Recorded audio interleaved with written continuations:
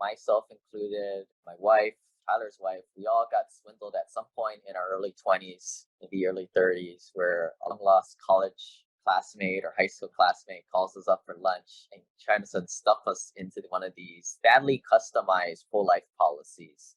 Typically, the way that they're structuring it, it's not built with good liquidity customization. As you can see, this is a lever here. If you were to imagine, there's different ways you can customize these different components. A lot of these guys, they will ratchet up like the growth rate, but that's not the point, right? The point is we can get much more better returns outside of these policies.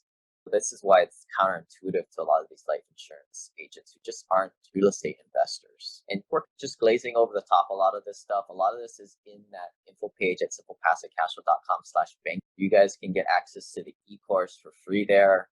And then we'll be doing that cram school later on where we get to go into this in more depth and ask these particular questions. I can summarize. The purpose of this is basically to really emphasize that it's really the design of the policy that is the most important factor. You could have the same product at the same insurance company and they would perform much differently. And that's all based on the design. Yeah. And this is the classic, hey, let me just shoot Lane an email, ask him who the CPA lawyer he's using, or are you guys going to Mass Mutual, Penn, whatever, like top AAA rated life insurance company, and let me just go work with them. Whether you work with them or us, like everything is the same except the design, and that's the critical part of what we're talking about here. I can cover this also. There's two main factors of the policy design. The two things you must maintain. So to keep it an insurance product, which then reaps the tax benefits of it and the tax treatment, you need to meet some IRS limit. So there's some limits in there, and people may hear the modified endowment contract or the 7-pay limit.